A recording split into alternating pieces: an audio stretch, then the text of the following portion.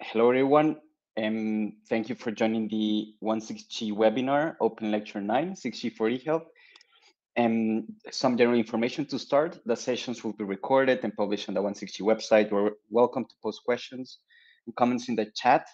And our speakers, us, we will do our best to address them. And you're encouraged to join the discussion line with this hashtag. And if there are any technical issues, you have this email there too to start with. So, welcome introduction. My name is Jose Perdomo. I'm the 6G Health 16G work item rapporteur. So I'm going to be the moderator for today, introduce the speakers, and also moderate the panel, and also have a slot to present, to report some of the work that we have done in our work item with respect to use cases. We will have a talk about contactless vital sign sensing for medical applications by Fabian Mikla. After that, we will have a talk on rehabilitation robotics by Emmanuel Spirakos Papastavridis.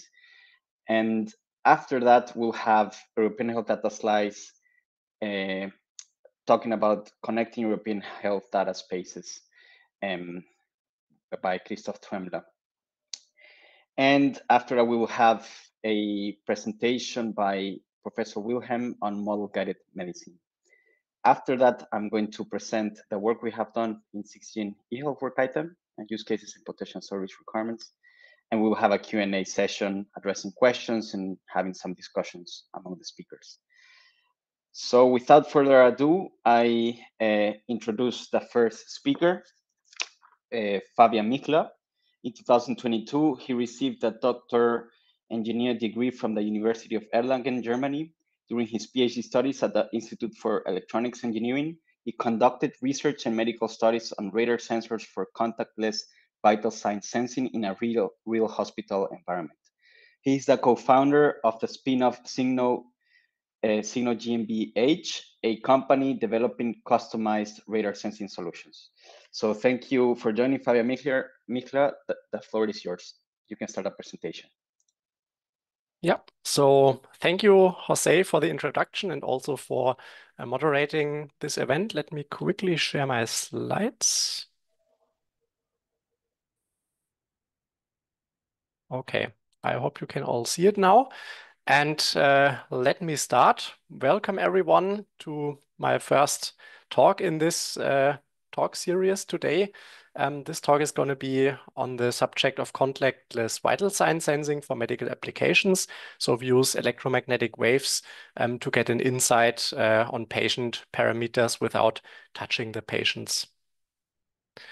First of all, wireless sensing is an important technology becoming more and more popular today, and it is already widely used in the medical field, and new applications are also being found. So let me quickly summarize maybe some potential applications which are already used or which are being investigated right now. First of all, very obvious, for safety and obstacle detection. Imagine a sliding door. You typically use a wireless sensor. This can be done with electromagnetic waves, but also with optical or light sensors, as shown here.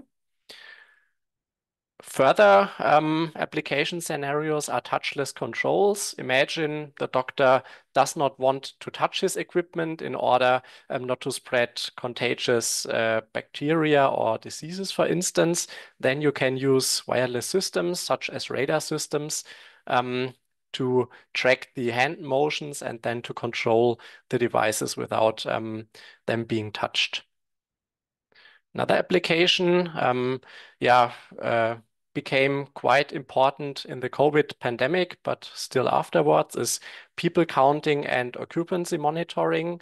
On the one hand, to make sure that there are not too many people in one room, for instance, due to some restrictions. But on the other hand, you can also use this to adapt the lighting in rooms, the air conditioning, and adjust the room to the number of people inside the room.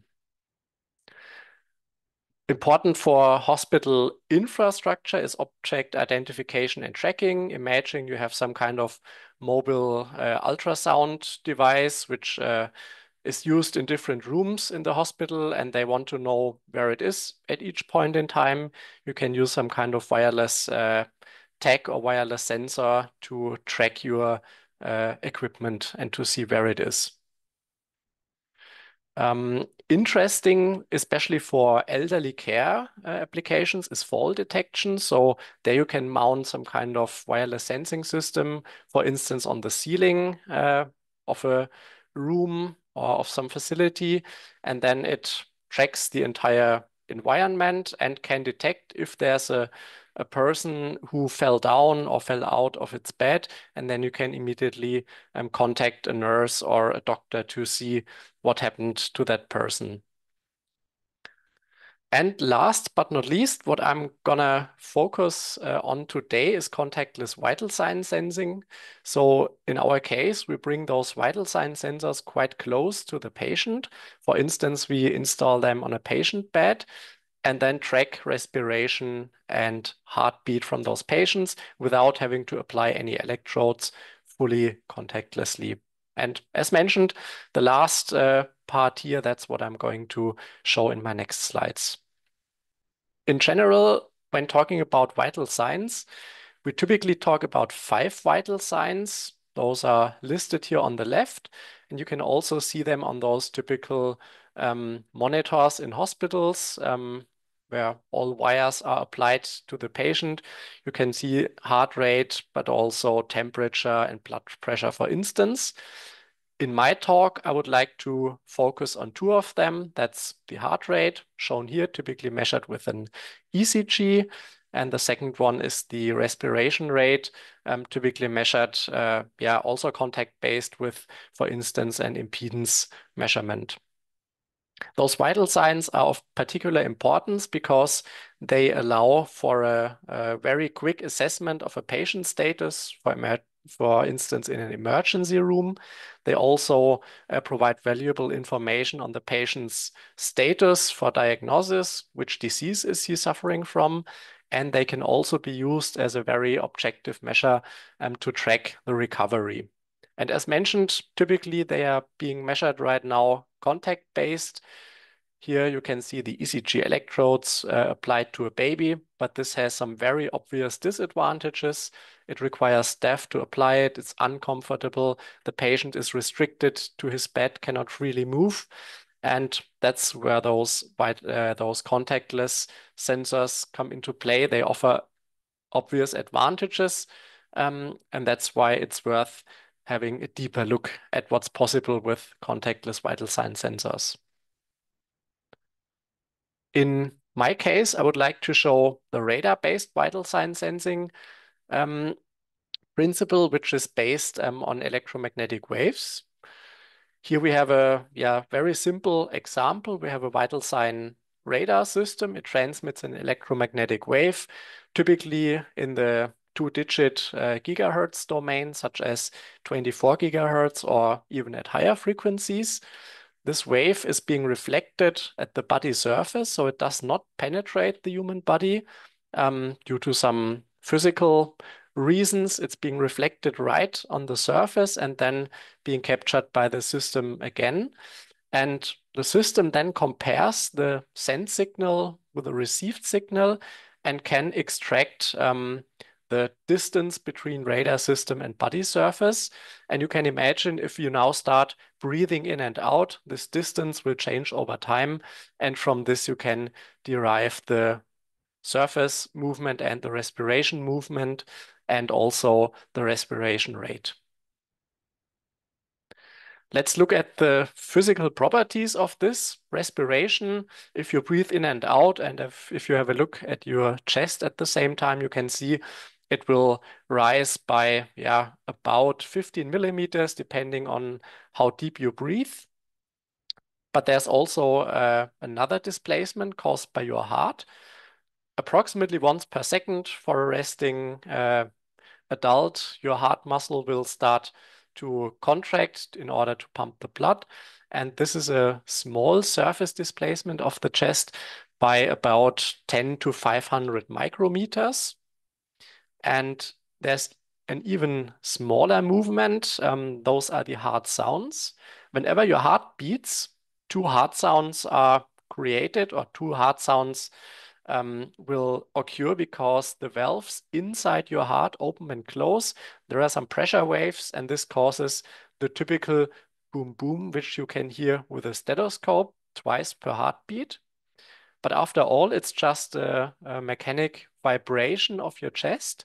And you can also detect this with a radar system because it's a tiny little change in distance between radar system and body surface. And yeah, you can hear those heart sounds without actually having a microphone. And we will see that in some further slides.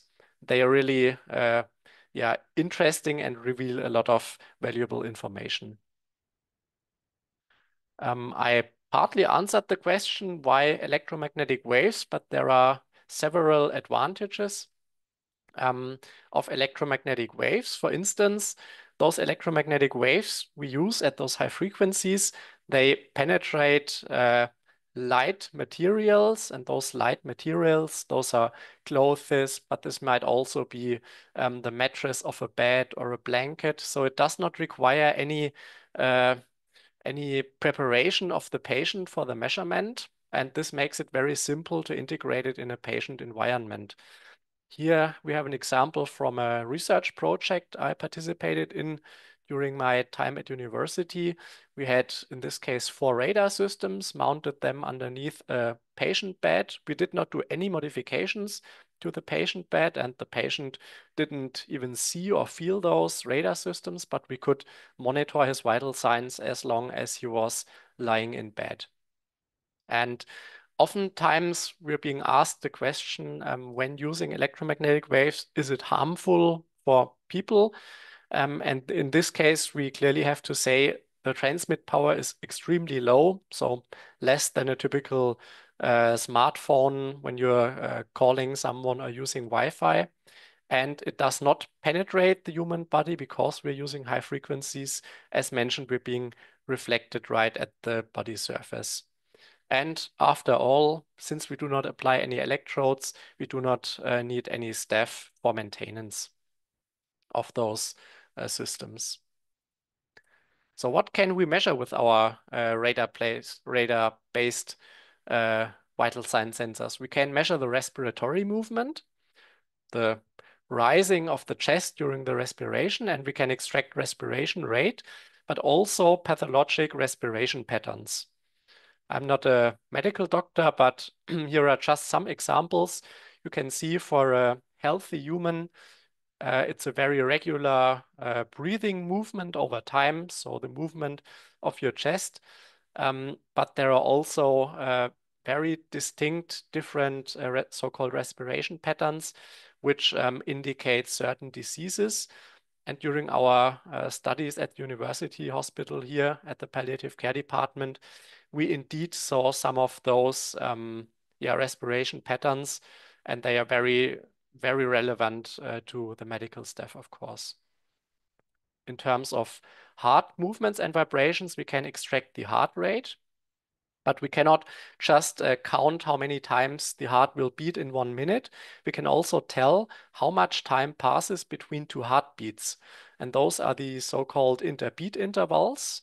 And they are very important because you can derive secondary parameters like the heart rate variability. You can get knowledge about the state of the autonomous nervous system, and you can even measure the stress level of a person by investigating those interbeat intervals. Now I talked a lot about theory. Let's have a look at some real measurements. Here's a radar measurement in the lower plot of the respiration. You can see the chest moves by several millimeters up and down when breathing in and out. And the wired reference sensor, here impedance measurement, which was done by applying electrodes to the chest, showed basically the same waveform and the same timings of breathing in and out. For our radar-based measurement for the heart rate, we extracted here the heart sounds. We can see with the radar system, there's a tiny vibration of 40 micrometers in peak-to-peak amplitude. And we can see this occurs approximately once per second. And this is exactly our heartbeat. If we compare it to a standard ECG synchronously recorded here in the upper plot, we can see that the R peak clearly corresponds to the onset of the first heart sound. And we can also see there is a second heart sound here marked in green, and this corresponds to the end of the T wave. And this is very relevant information, not only to derive the heart rate, but also to get some more insight. Here another plot of similar data. We have those interbeat intervals, how much time passes between two heartbeats, but we can also see how long the systole phase takes, how long the diastole phase takes, how that changes over time, and so on. And if you have a look at the error distribution, so the heart rate over time, which oscillates during because of different physiological effects in the human body, you can see that the error is very low. We do with a radar system.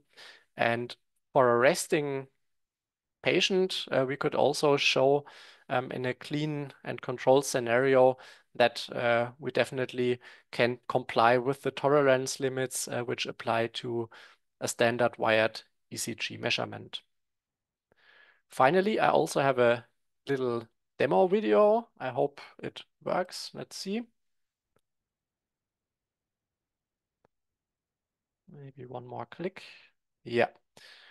Here, someone is sitting in front of a radar system with a rather thick winter jacket on, and we can see the data we obtain from the radar system. On the left-hand side, the respiration, quite slow. Here, that's the contraction movement of the heart muscle by the heartbeat. And on the right, we can see the two heart sounds, which always occur in pairs, the boom, boom, boom, boom. And we can derive the heart rate from that. And once the person is gone, we don't have a signal anymore, of course. So now I'm almost at the end of my talk.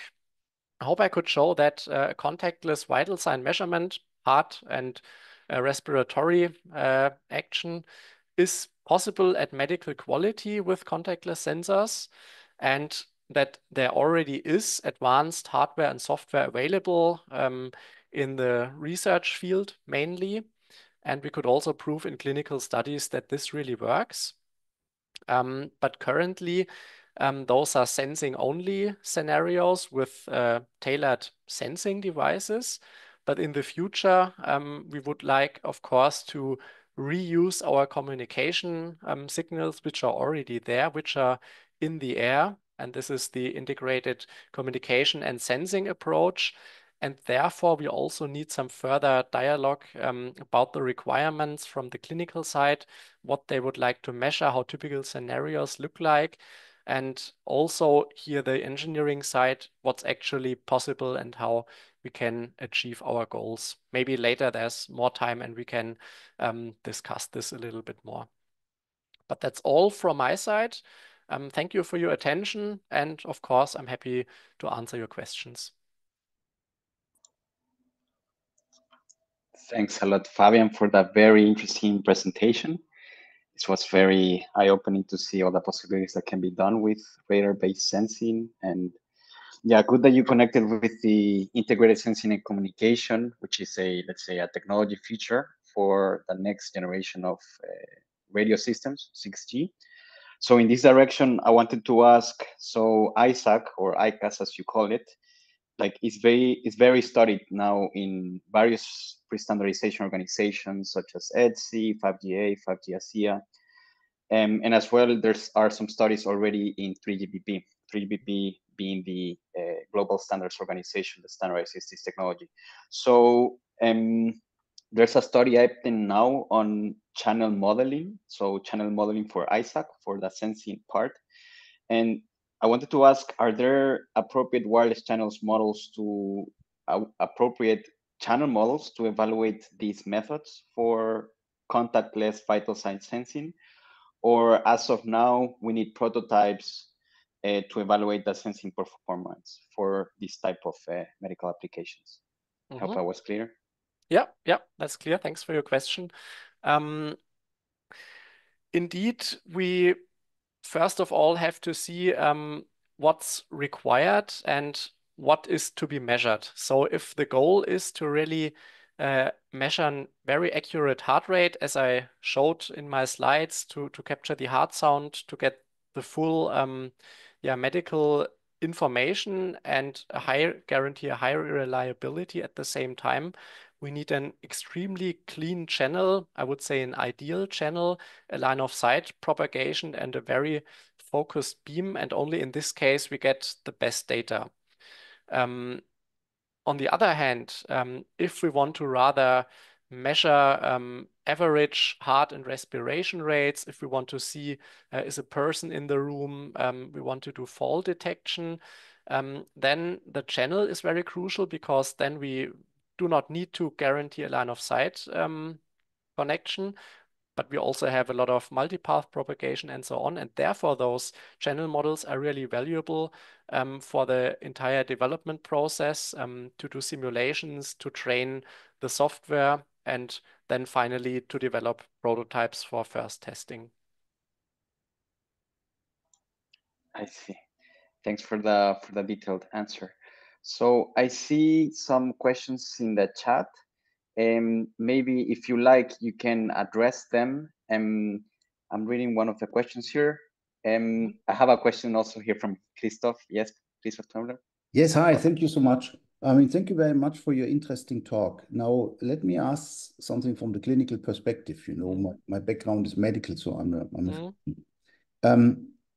how's the situation in the moment if you have, and this is the typical situation you have, at least here in Germany in the hospital, you have two people in the hospital bed.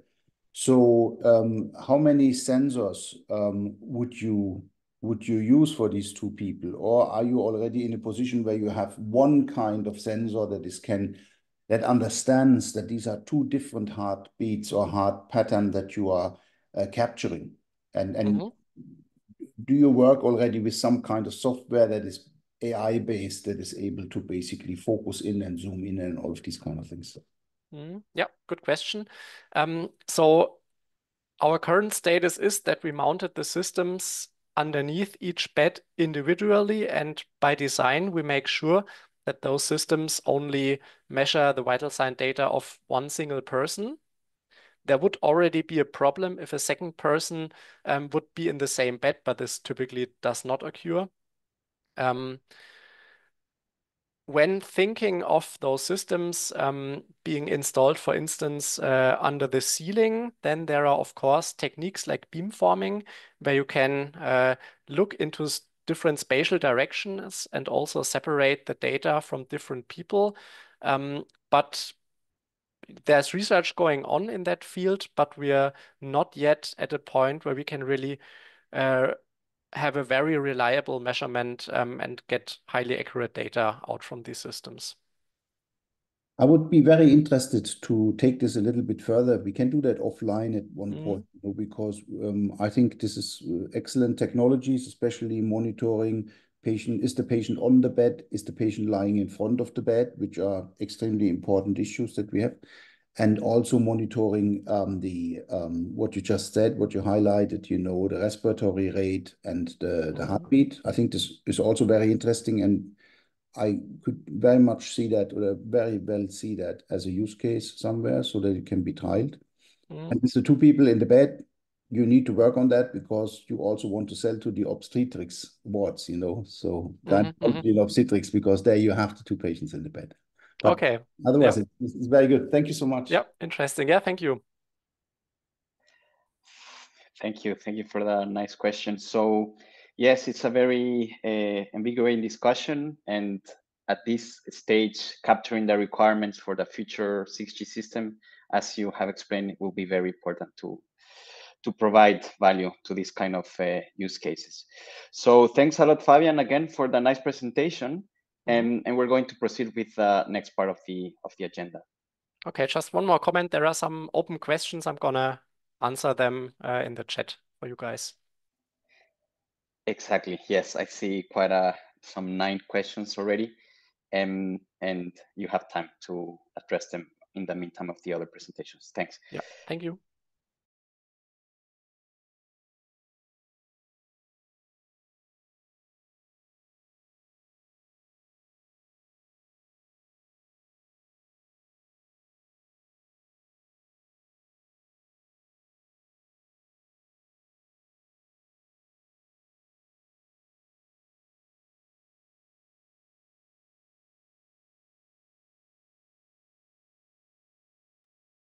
Jose, I think you might be muted. Thanks a lot, Emmanuel. This happened already. Okay, so I'm going to present the next speaker, rehabilitation robotics, and also some applications that could be done with 6G. So Emmanuel Spirakos is currently a senior lecturer, associate professor in robotics at King's College London. He received a bachelor in electronic and electrical engineering from UCL, the master's degree in mechatronics from KCL, and a PhD degree in humanoid robotics from Istituto Italiano di Tecnologia Genoa, Italy.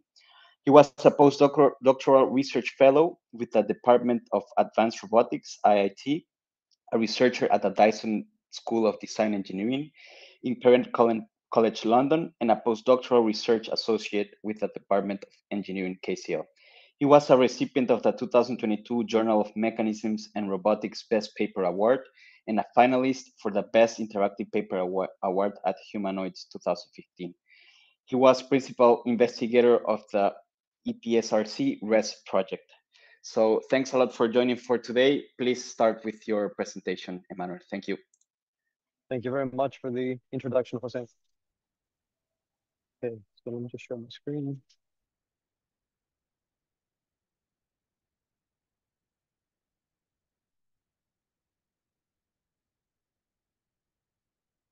So is the slide visible? Yes. Okay, great. Right. Okay. Yeah, so thank you very much for organizing this, Jose. Great organization. Thank you for the intro.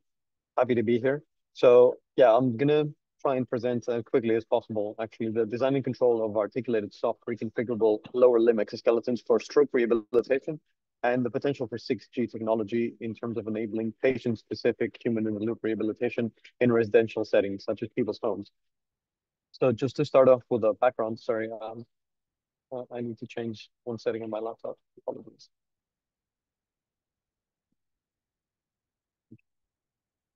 Make the screen brighter. Okay, so some figures about stroke. So I think we all know it's a very serious problem. It's the second leading cause of death and third leading cause of death and disability globally. And it's a major healthcare challenge, has been for a while. And there's a worldwide total of 15 million people afflicted by strokes every year, which results in 6 million deaths. And in the UK, there are 100,000 new casualties every year.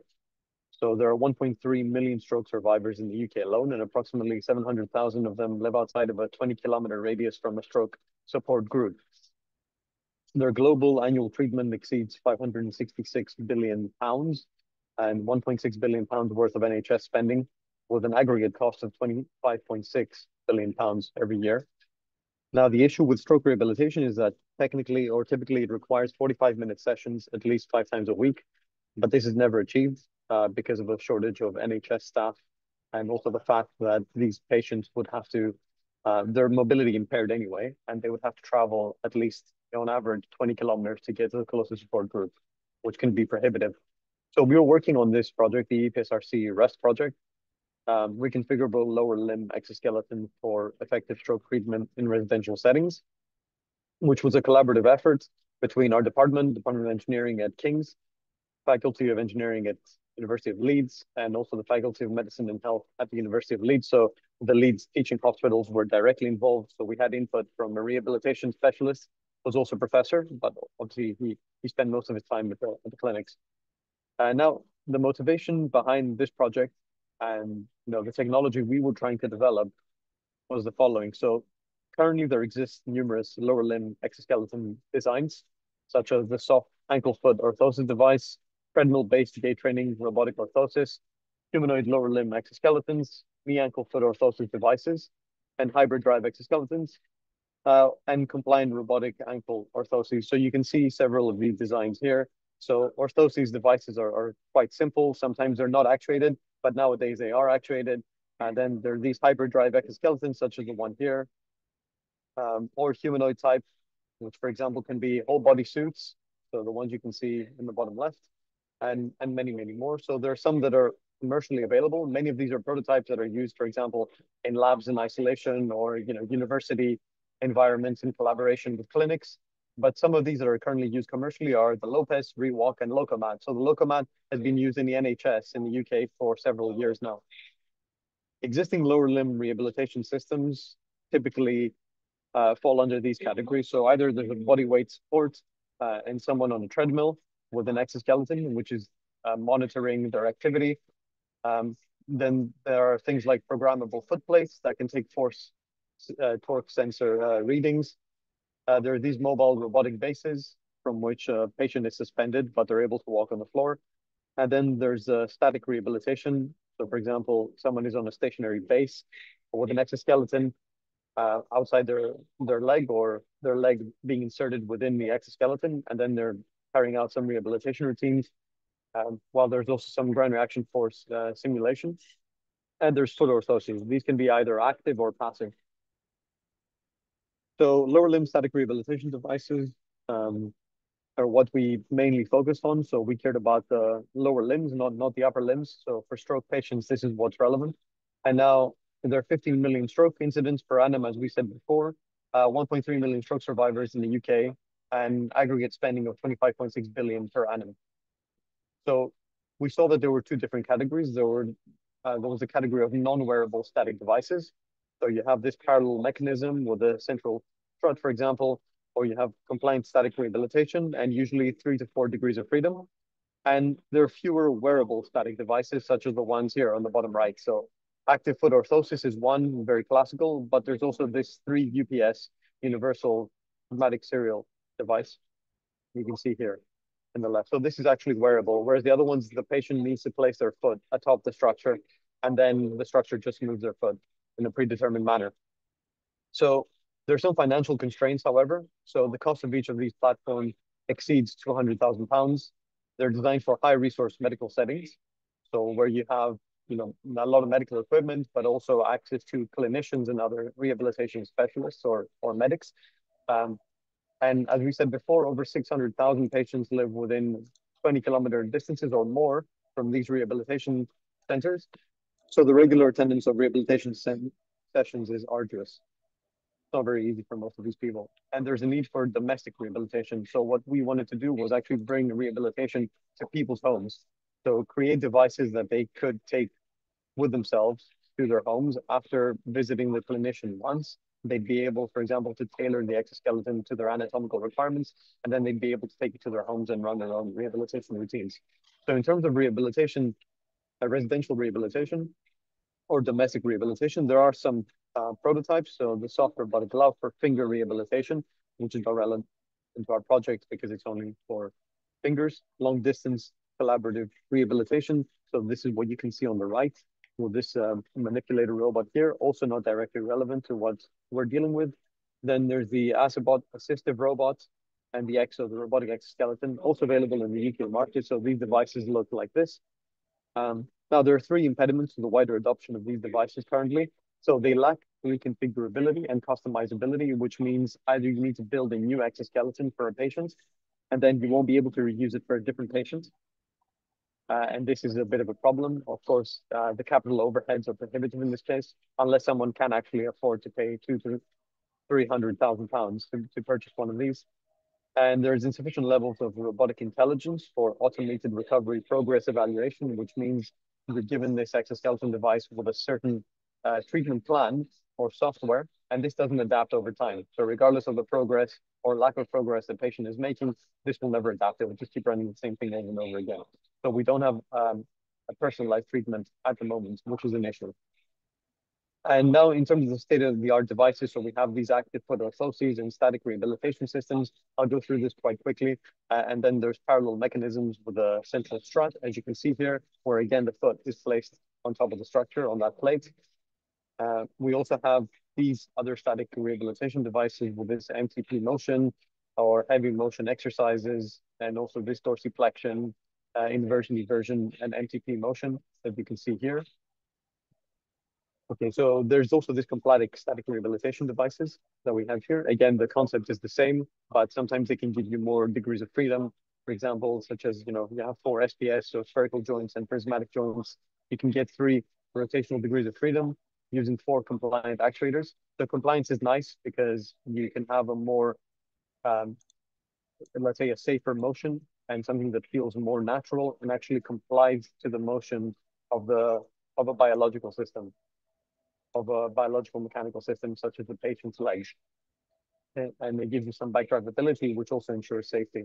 Now, the drawback is that the maximum plantar flexion is less than the actual biological ankle motion. So we don't have a perfect matching, which means that the patient can feel a little bit restrained or constrained when they use one of these devices. And then there's a wearable static rehabilitation device. That's this device here, called the Sucorpion. So in other words, this can be worn by the patient. However, they cannot stand up and locomote with this. They have to be static in one position to be able to fulfill the rehabilitation routine. So essentially, as you can see in this case, the patient's leg is actually replacing the central strut we had in earlier designs. Okay, so the project aims based on the state of the art that existed and also the motivations we presented before. So our main aims was to develop a reconfigurable exoskeleton, one which was able to be mechanically or structurally adjusted to befit the patient's needs and anatomical requirements.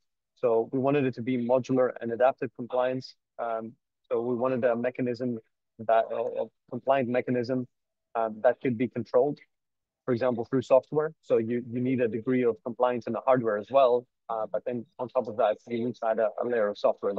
So I'll delve into this a little bit more later. And then we wanted automatic disability assessment, so quantitative evaluation of patients' disabilities. So we can know automatically, so the exoskeleton can actually determine what the patient disabilities are. And this requires an understanding of human lower limb mechanics and development of real-time exoskeleton lower limb models, and a correlation between sensor measurements and movement performance. And then finally, we wanted to develop evidence-based treatment strategies, which technically we didn't really get time to develop in this project. So we wanted to convert currently employed open loop rehabilitation to closed loop rehabilitation. So human in the loop control or data acquisition and generation of optimal patient-specific treatments. So here we believe that there's definitely a potential for 6G technology, where you can monitor what the patient is doing in terms of the sensory feedback, and then be able to send it back to a clinic or other location where a server running machine learning software is installed. And this can adapt the patient's rehabilitation routine on the fly based on how well they're progressing. Okay, so this is the initial design we came up with. This is very preliminary, very simple. And then we continue to refine it, also drawing inspiration from other designs we saw. So we wanted to introduce reconfigurability to improve flexibility, versatility, and repeatability of motions, but in a scientifically sound way. So we wanted to leverage the remote center of motion concept, which would enable efficient and intuitive actuation of the patient's ankle pitch joints. So in other words, we wanted to match the biological center of motion of the ankle complex in the human to that of the exoskeleton, because that would endow the system with more comfort and a more natural feel. So we tried to select the hardware. Anyway, this is maybe a little bit technical. So we tried to select the right actuators and the right motor parameters and so on and so forth for our design. So we came up with some design requirements. So domestic rehabilitation, dynamic and static rehabilitation. So what we wanted to achieve was not just the static rehabilitation you saw before. We wanted the patient to be able, at will, once they've completed the static rehabilitation part, maybe improve the neuroplasticity of their legs. At that point, to be able to stand up and locomote. So to be able to do dynamic rehabilitation, which the other exoskeletons were not able, the other stationary exoskeletons were not able to achieve. We also wanted to adapt to the anatomy of the patient. So reconfigurability can actually achieve this. And also, if you want to match the remote center of motion of the ankle complex to that of the exoskeleton, you do have to be able to reconfigure the exoskeleton because the anatomical requirements are different for every patient. We wanted to be able to have automatic disability assessment and evidence-based treatment, as was said before. So we wanted to come up with a design where the human leg would be the central strut. The rotational center would align with that of the ankle rotational center of the human of the ankle complex, and then a patient workspace within the reachable region of the exoskeleton. So unlike the previous designs, we wanted the patient's ankle complex motions to be fully realized or enabled, allowed by the exoskeleton. We wanted singularity-free operation, a lightweight design, and decoupled control, which is extremely important. So we'd be able to control the different axes of rotation independently without having any parasitic motions. And we wanted to be able to switch between 2 and 3 degrees of freedom by reconfigurability. So finally, we came up with this design here. So it took a lot of refinements. So we believe that with this, we would be able to bring robotic rehabilitation to people's homes because it's adaptable to a wide range of distinct human anatomies, so suitable for a wide range of patients. It can also achieve static and dynamic rehabilitation, as you can see. So on the one side, we have static or stationary rehabilitation, which entails 3 degrees of freedom. So you can achieve these motions, inversion, eversion, dorsiflexion, plantar flexion, and also the yaw motion. Whereas then you can lock one of these joints, which you can probably see at the back here. So one of these joints actually disappears. We can remove it mechanically.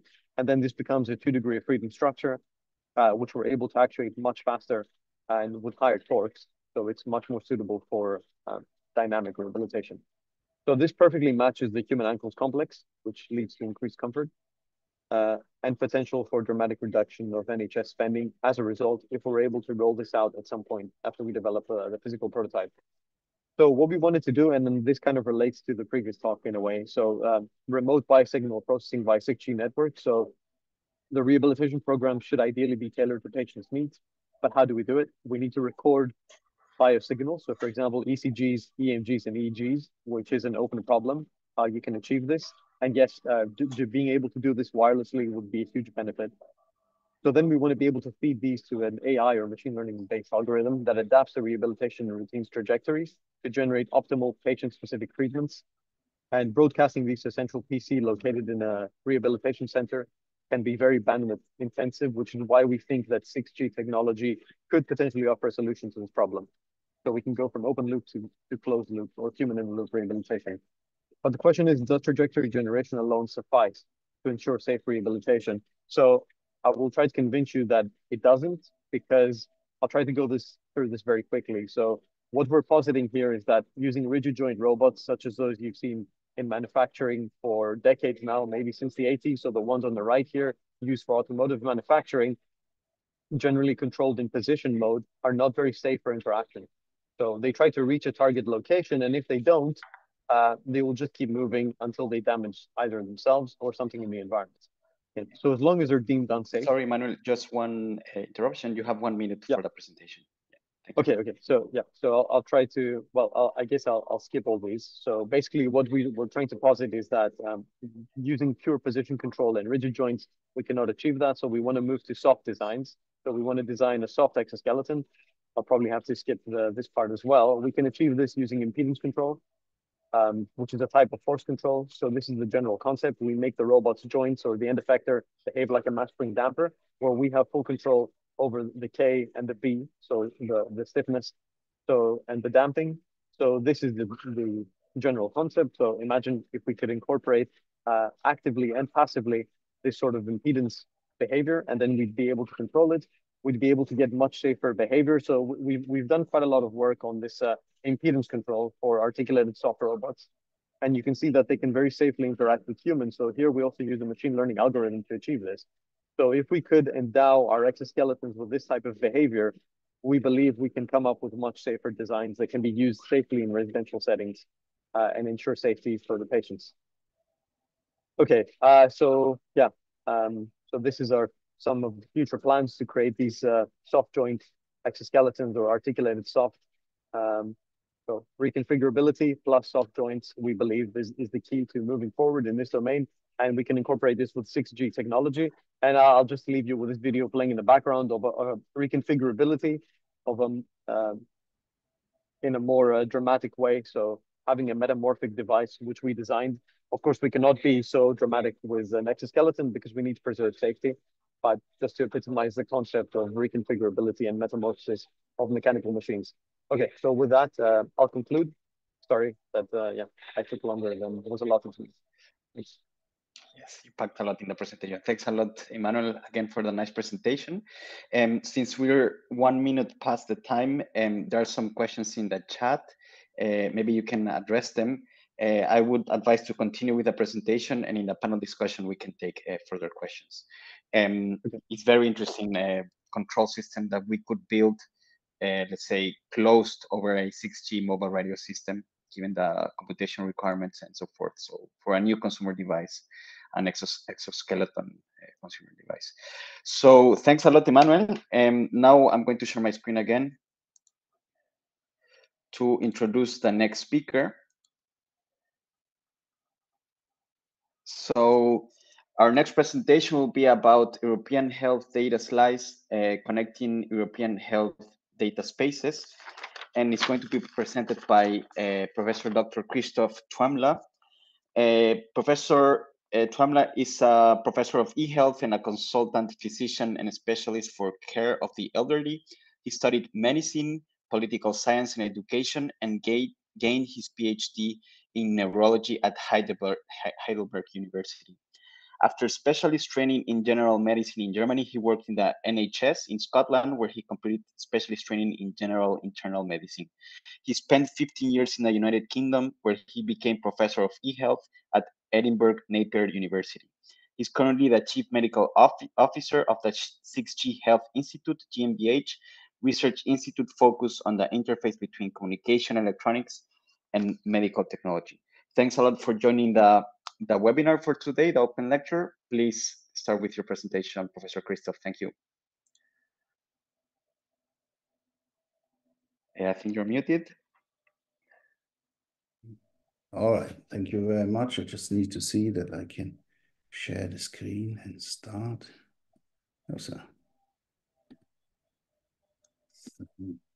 Okay. So can you see my presentation? Yeah, can you see it okay? Can you see it, yeah? Yes, we can see it. Thank you. Perfect. So thank you very much for the invitation. I think there were already two fantastic talks that basically give good indications for the use of 6G. However, one of the key challenges that I can see from as a clinician and also being in that kind of area of research of eHealth for a good 25 years plus is that we still do not have the physical infrastructure to actually implement 5G and 6G. And I think this is extremely important because, as we all know, the European Commission has announced a European health data space, and they have given some guidelines on how we should basically store data and where data should be hosted and how data should be integrated. This has also to do with the protocols that most of you might know. It's the FHIR protocol, TI messenger protocol, the matrix messenger protocol, and all of these kind of things. However, question remains, we have these European health data spaces, and as we shall see later a little bit, they are released by certain cloud infrastructures. But we have no indication so far how we are meant to connect these spaces in a safe and secure manner. And so the European health data space, as it is outlined in the directives of the European Commission, they are meant to empower individuals to take control of their health data. So basically, I'm meant to look into my mobile phone and say, okay, I want to see this, I want to see this, I want to see what is on file about me. And I mean, also, the European health data space is also meant, as it is highlighted in the directive, to foster a genuine single market for electronic health record systems. That is very important because the health record systems, as we know them in the moment, the electronic health patient files in the hospitals, these are systems from the 70s. They are outdated. They will not be serviced and upgraded anymore by the companies that used to manufacture them, SAP or others.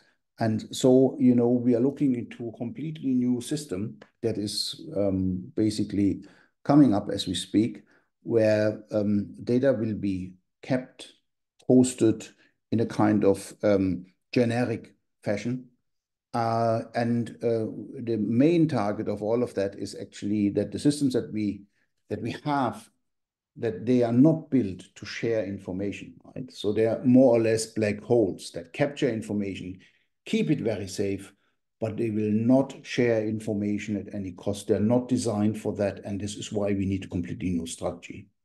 And the European health data space is one of these new strategies. And as I said, the European Commission has already defined these spaces, and you find these directives.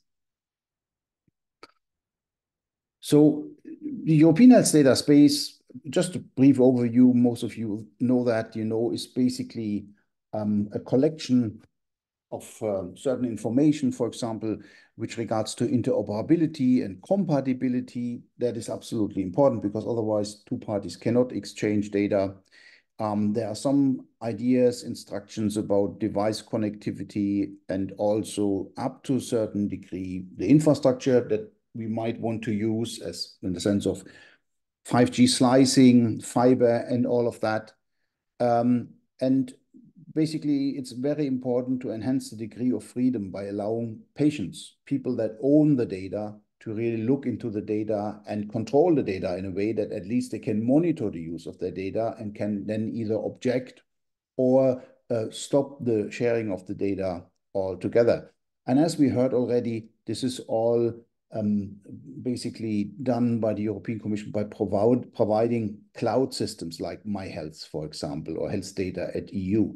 But these are not the final product. This is just a kind of, if you want, a basic infrastructure, a demonstrator. And at this point in time, hardly any data is kept on these, if you compare that to the amount of data that we have. And it is very important that we are now starting to think about what kind of physical infrastructure can we build or provide in order to enable the European health data space. And I mean, this is something that has been going on ever since this was published. And this is a very important area where I believe we will see a lot of progress within the next 12 to 18 months. So, as already earlier said by Jose, I'm a physician, but I'm also Chief Medical Officer of a small, medium-sized research institute in Leipzig. We are funded by the government. We are doing some work with the industry, and we are also working with Telefonica. And as such, we have established a slice, a 5G slice, a hybrid slice, because we experimented, and I used to work in another hospital before, so we built in a private 5G network in order to connect everything more safe, more secure than with Wi-Fi, more resilient, more robust, more stable, and so forth. But we noticed relatively quickly that the private 5G network is a nice thing. It's very safe, very secure, but it's not suitable for us in the health domain because it is very difficult to roam. It's very difficult to share information with other networks. So actually we abandoned that approach. And now with Telefonica, we developed a kind of hybrid network, meaning you have a network slice that is actually hosted at the public network core, but you can access it either in the hospital or you can access it, you know, from outside the hospital or wherever your 5G access points are located. You can access that network slice by using a VPN through the public network. And I believe this is a very good thing because it enables a lot of functionalities. Could enable all the things that you were just talking about. In the first instance, what we can do with that, and we did that already in the lab, we can enable medical devices like ECG devices, like monitors, like syringe drivers, these devices that we have in a large number in the hospital, and you can connect these devices to this 5G network. That means it's absolutely flexible. You can take it outside the hospital, you can take it home, wherever you have connectivity like a mobile phone, this connects. And also, it is very, very helpful in the sense of a McKinsey study just showed that if you implement these kind of technologies in a hospital, you can save a lot of nursing time. Why is that? Because one of the tasks of the nurses is to monitor the devices, to monitor these infusion pumps, these syringe drivers, and all of that. And if you can save that, it will save you easily 10% of your nursing time, which is incredible from a physician's perspective. So basically, this you could understand as a precursor for the European health data slice.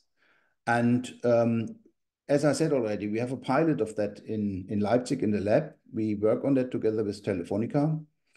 We also have shared the idea with Deutsche Telekom, and they like that idea. And we are now working to upscale this kind of approach. So that means we want to roll out this hybrid network across a region rather than having it as a point-to-point connectivity.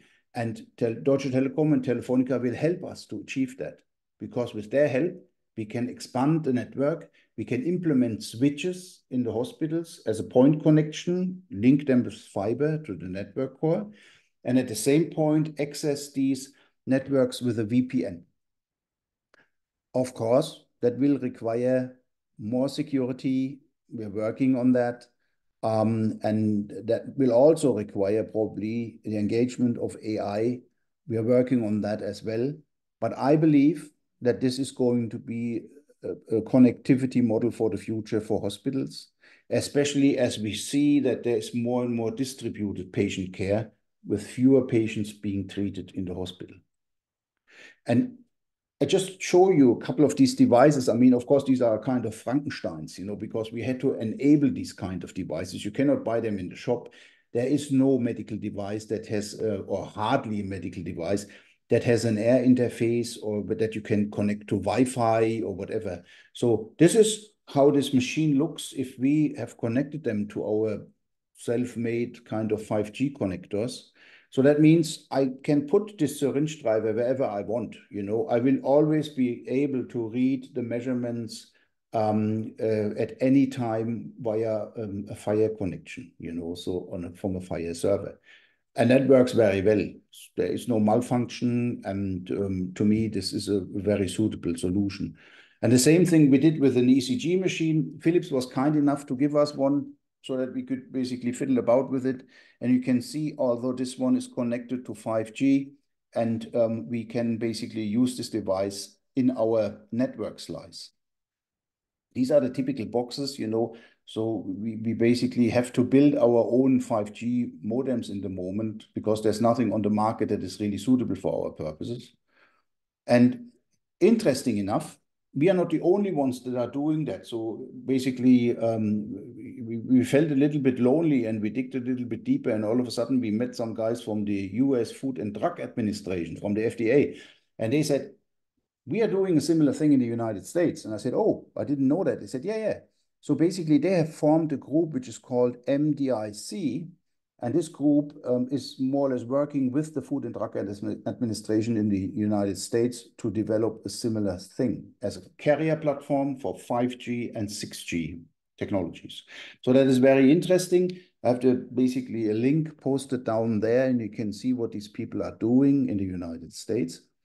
And this is a little bit information on the slices, from the radio end. This is more or less how this works and how this is connected. This is not an unusual infrastructure. It works actually very nice. And to be honest with you, this is something we have tested that in all kinds of scenarios and so on. And we had never a problem with that. So that works actually without any kind of fault or failure or anything. And I think this is where we are going, and this is which we can use as a carrier net. And you can see that where it says, basically where there is these subnets and subnetworks. And I'm sure that we can integrate into these kind of networks 6G technologies, for example, was just described, the sensor, the radio sensors. I like that idea very much. and also these more specific requirements that the colleague from the robotics was saying, you know, I think you can easily integrate that into the network.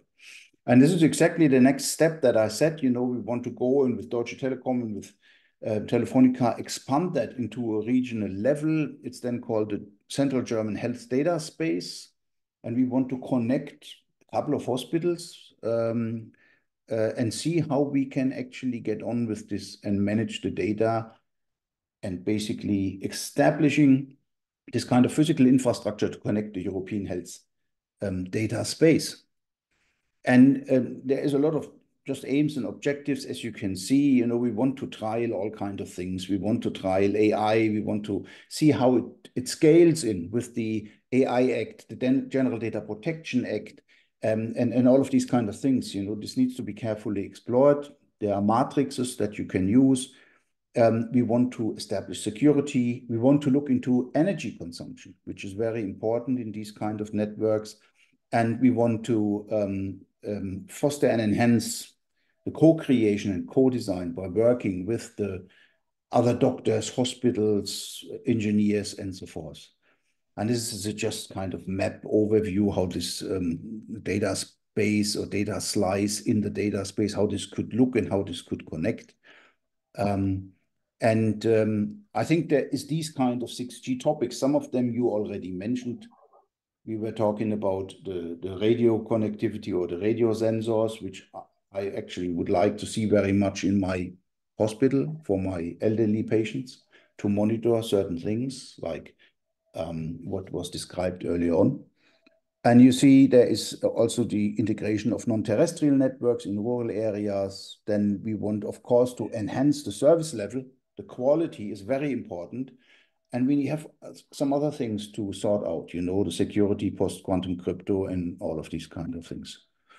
And with this, actually, maybe one word that I want to add, we have the inauguration of the 6G Health Association on the 3rd of December in Leipzig, 2024. It's a kind of think tank that we have formed where we want to integrate stakeholders, yeah, and bring them together and develop these things further, because I think it is very important that we make ourselves heard. That means all people, all the developers of these kind of technologies, hospitals, vendors, telecom operators, and so forth. And everybody is cordially invited to join us. It's in the Steigenberger Hotel in Leipzig. I think this will take us further and will help us to implement 6G in the health domain. Thank you so much for your attention. Perfect. Thanks a lot, Professor Christoph, for your very interesting and nice presentation. So we have room for a question, so I'm going to have a try on this. So you showed about this test bed that you have with the network slicing, 5G network slicing for the European health data space. So I wanted to ask that, was there some flexibility that you would like to have from the next generation of mobile radio systems that enables, for example, let's say having more slices per UE or having, let's say, more flexibility? What was your impression from the testbed? Yeah, definitely. You know, I mean, the thing is that if I was just talking about one slice, you know, because this is where we stand at this point in time. We have a 1 megahertz slice and we are working with this. However, you know, it is easy and plain to see that this actually, there will be super slices. There will be slices of slices, and this will need to be broken down. And I think this is very important because obviously the frequencies, they are very scarce. We don't have that many, and we need to be very careful. So I can see that we will need probably something where maybe frequencies are rebundled according to availability, you know, of bandwidths and all of that, and shifted around. So this is something which I'm very interested in. Also, semantic routing is still a topic, right? We have heard about semantic routing for years, and we have not a solution, nothing tangible, and so on. But I think this is very important. And also the sensing elements that were introduced, I think this is a low-hanging fruit, to be honest with you. I mean, for example, in my hospital, you know, I could use that sensing very well to monitor rooms with people where I do not want a very high granulation. I don't want to see their faces, but I want to see whether they're lying on top of the bed or in front of the bed, because that's, of course, a concern to me. Yeah. On the other hand, I need, for example, such a sensor to monitor doors, because I don't want people, ill people, demented people to leave my ward, and I simply do not have the staff to monitor doors all the time, right? So I need this kind of technology to make sure. I don't want to infringe the privacy of the people. I don't want to have accurate images of them, but I want a kind of sensor that can distinct a frail old person from a nurse that is using the same door, for example. These kind of things, they're very important. And of course, we need also capabilities to link to the cloud and to utilize AI and security features. And this is all work in progress, right? And I see all of this work speeding up incredibly, because I believe it is absolutely essential and mandatory that we can use these technologies to reduce the amount of nurses that we need, because we simply don't have them. Perfect. Thanks a lot for the detailed answer. Definitely advanced slicing for guaranteeing sensing performance. Yes, will be very, very good. So let's go to the next speaker. Thank you, Professor Christoph, again for the very nice presentation. And now we continue with the agenda for this open lecture. And I'm going to now introduce the next speaker, Professor Wilhelm, which is going to give a lecture on model-guided medicine. Professor Wilhelm is a professor in surgery since 2018 and leads the research group MITI, which fosters collaborative research in the field of high-tech medicine. And it is closely linked to many partners within the clinic, the Munich Technical University, and industry. Currently, he works as a consultant surgeon, assistant managing director, and lead for robotic and colorectal surgery at the Klinikum Regexte ISA in Thun. He has affiliations and active involvements existing with many international societies, CTAC, CURAC, CARS. Since 2020, he's recognized as a director of the Center for Medical Robotics and Machine Intelligence, MRMI, at the Klinikum Regexte ISA. Thanks a lot for joining for today's open lecture, Professor Wilhelm. The floor is yours for the presentation. Thanks a lot. Muted. You're No, muted. now you should hear me. Thank you very much for this very kind introduction. Sometimes one does not realize what all obligations one has. Okay, my talk will be about model-guided medicine. And I thought to start with a clinical example, or an example that we have from research. And it starts with this robotic system. What you see here is a system that we have developed here at our Klinikum Center, a robotic circulating nurse named Aurora, which we developed to support the team members within the OR. For those who do not know, when we operate, we need assistance from outside the sterile field that helps us with supplies that we need, sterile goods and suture material, for example. And as we are running out of nursing stuff, we thought robotic abilities or systems might be helpful here. Aurora is an autonomous system that can navigate within the OR freely. And as you can see on the left side, in this movie showing the interaction between the personnel and the system, which is based on gestures. So the assistant is pointing to the system and advising the system where to place material. So one of the tasks, as you can see, of Aurora is the supply of the team with sterile goods and especially with suture material. The problem that we've seen when developing the system is that we surgeons, we do not advise a system very precisely. We don't say I need suture number so-and-so with indication and defined description. What we normally say is simply, I need a suture.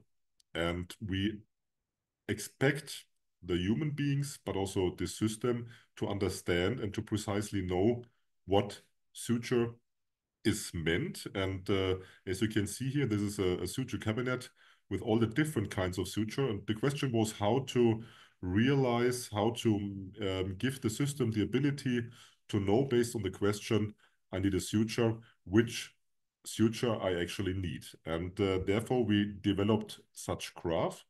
That's a graph that interlinks for different kinds of surgery and defined phases of a surgery, which surgeon would require which type of suture. So it's a database which is following a logical structure and which summarizes for surgeries, for phases of the surgery, and for the surgeon the direct answer to the question which surgery is needed.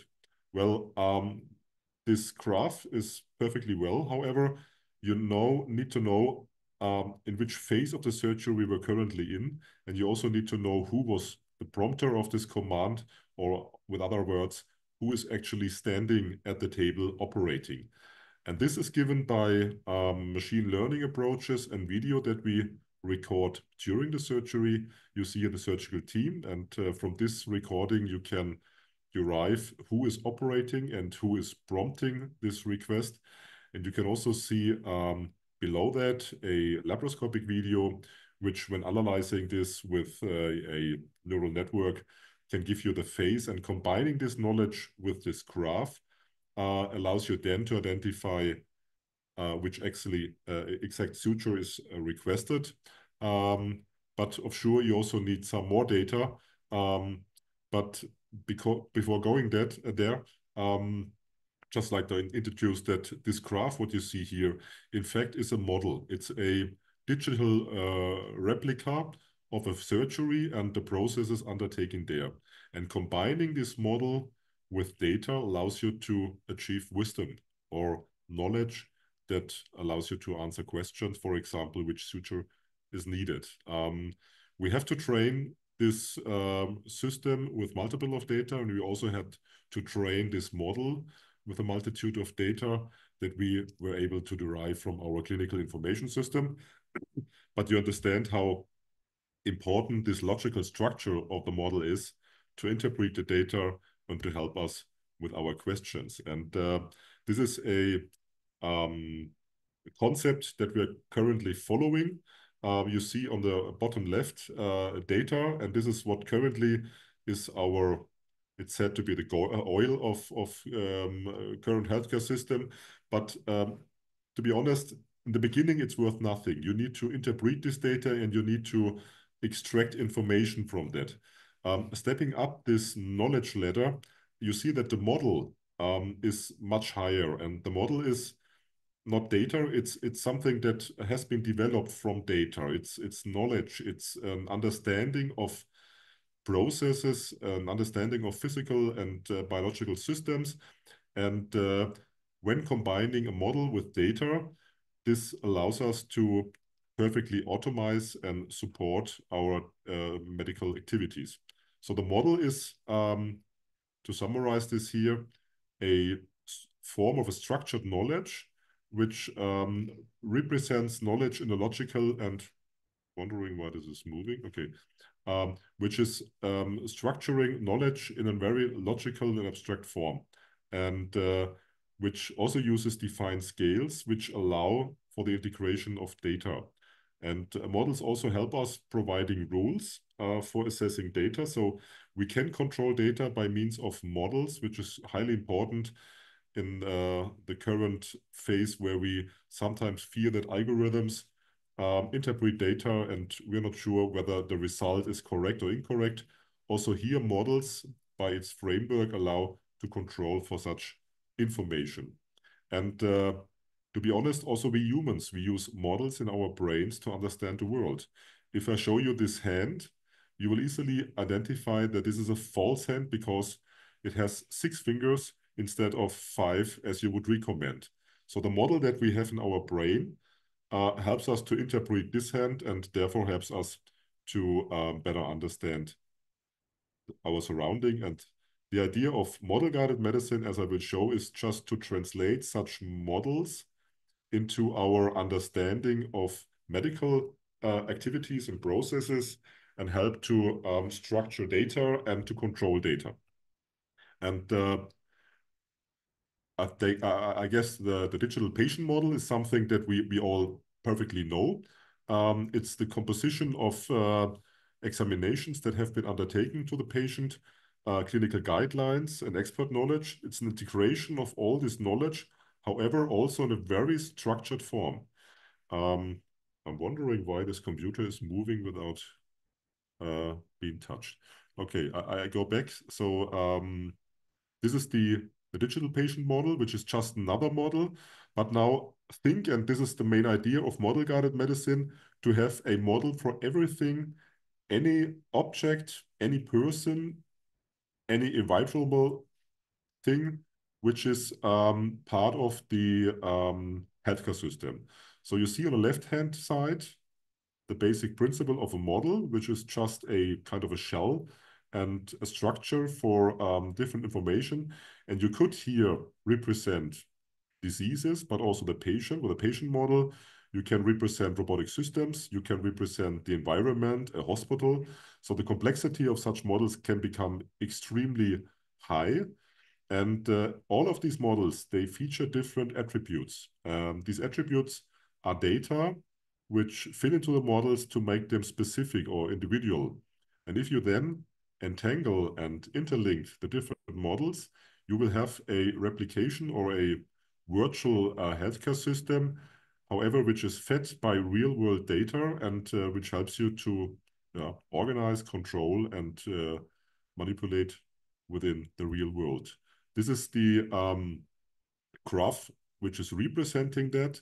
You see on the lower side the real world with the healthcare providers, clinicians, but also nurses, and the real world objects like robotic systems, hospitals and so far. And this, by means of model-guided medicine, is connected to a simulated world, which is just above that. It's kind of a metaverse that is interlinking all the different components which are continuously fed and exchanged with actual data. So the model is, one hand, a reproduction of knowledge that we have, an understanding on the world, however, also a tool to help us control data and information that we could observe and gather by sensors, but also by algorithms that interpret sensor data. And combining multiple models is then the basis of model-guided medicine. Again, you see the model, you see the data, and interlinking the different models helps us to digitally reproduce the healthcare system and the real world, and for controlling of medical devices. So in the future, we believe that all objects, my research currently mainly robotic systems, but to be honest, everything will be represented by a model, and we will have multiple data that is provided by sensors, by artificial intelligence, and by pre-existing knowledge like knowledge graphs and guidelines that we can derive from the textbooks. And feeding this data to the models makes them like individual and specified. And model-guided medicine, in fact, is the combination of all these different models. So we interlink this comprehensive existence of sensor data and objects so that on a virtual basis they can communicate. And you could imagine if one system knows exactly about the other system, then the interaction is very much facilitated. As a next step, we also have to integrate healthcare workers here, not because they need to be controlled by model-guided medicine. However, they also need to have access to all this data. So linking them helps them to better cooperate with the digital environment. And we believe this is the basis and the way how future healthcare systems should be developed, because it allows for a perfect and real-time understanding of all processes. Now, you could imagine the more precise we go and the more data we include, the better the understanding of an object will be. So this is here an example for a laryngeal cancer patient, and you see how much information and how different examinations need to be included to build this digital patient model.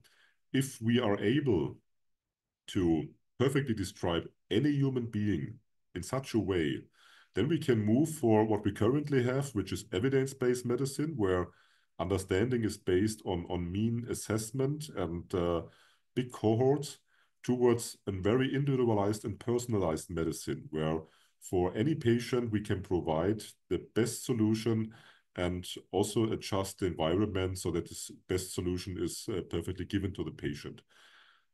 This idea follows the concept of P4 medicine, which is predictive, preventive, personalized, and participative.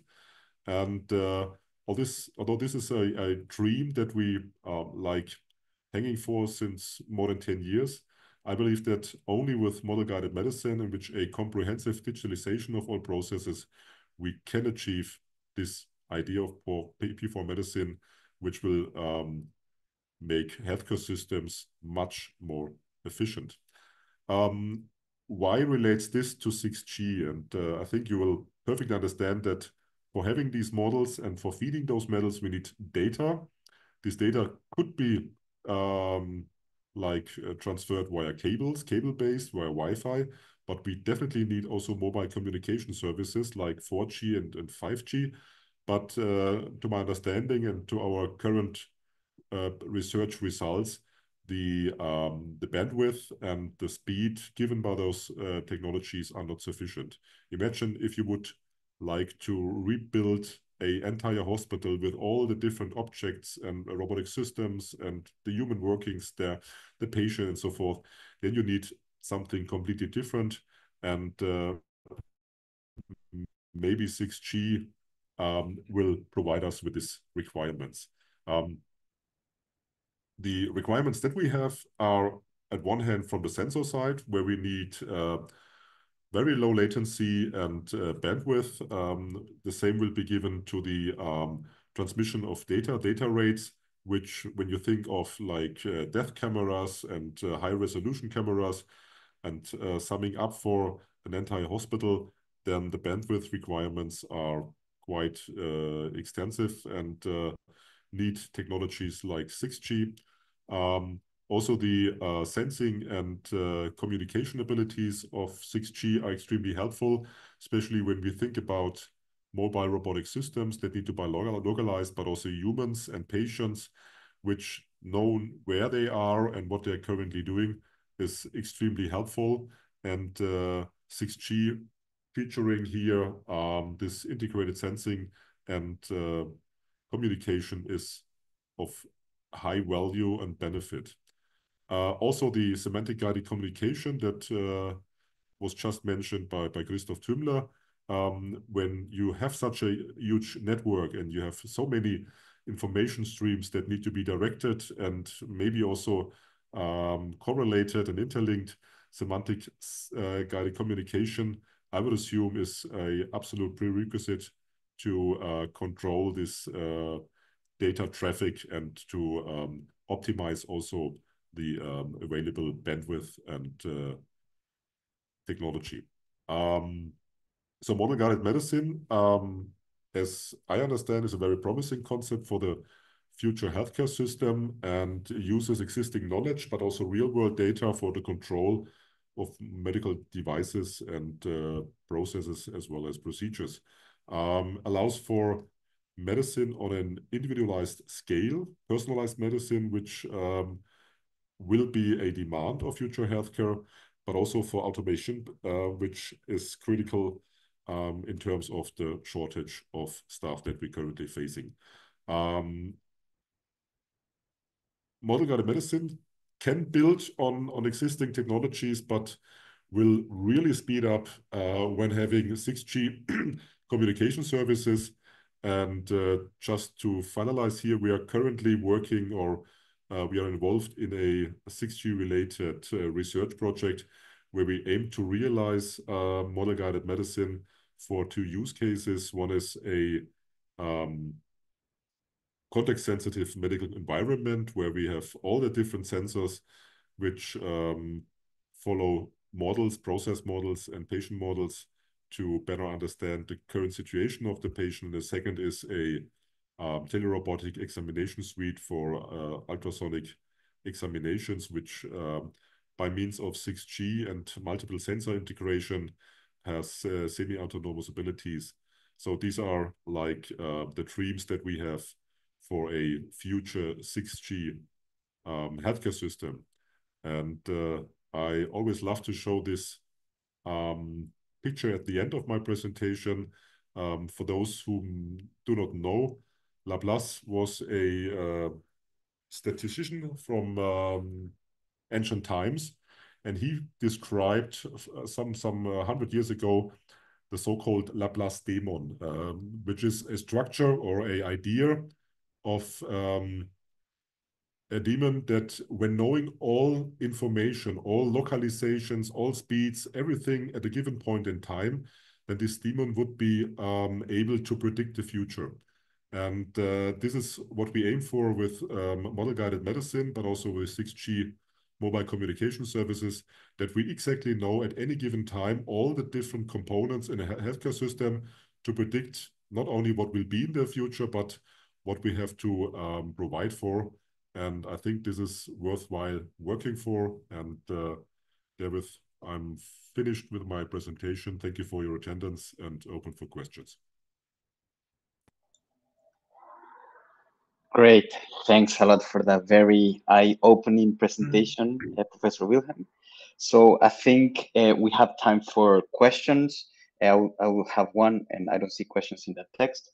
So thanks a lot for the very nice presentation. So with the model-guided medicine vision and the emergence that we will have 6G in the future, and it will, let's say, be kind of an enabler for the model-guided medicine to stream all this data and also provide more data points in the form of sensing.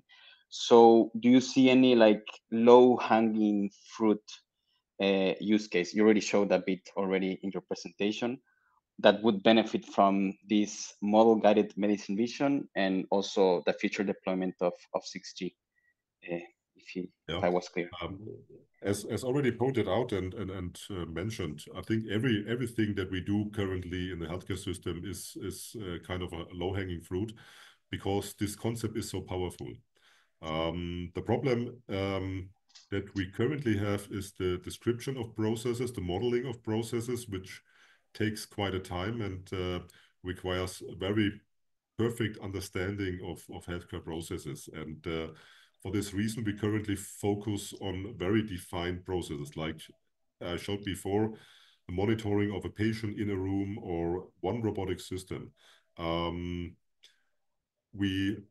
However, building up this infrastructure can add different use cases to stepwise have a complete representation of a hospital or a healthcare system on a very large scale.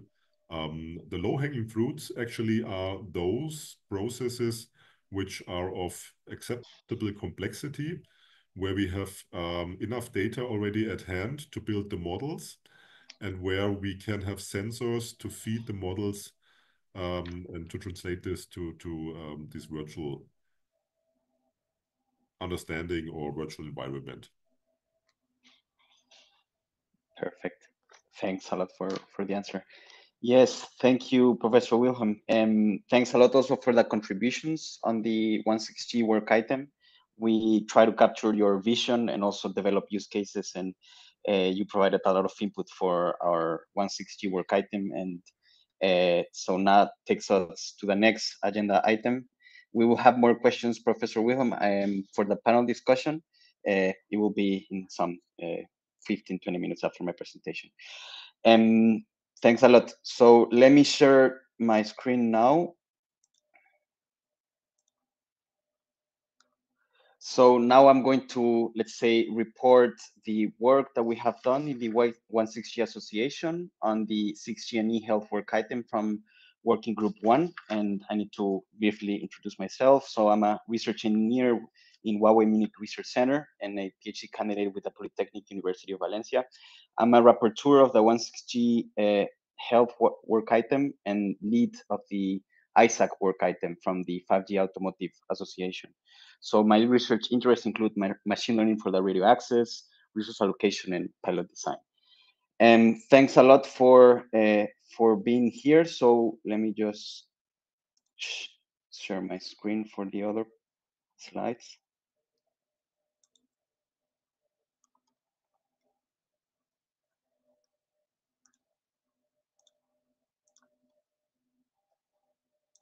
This.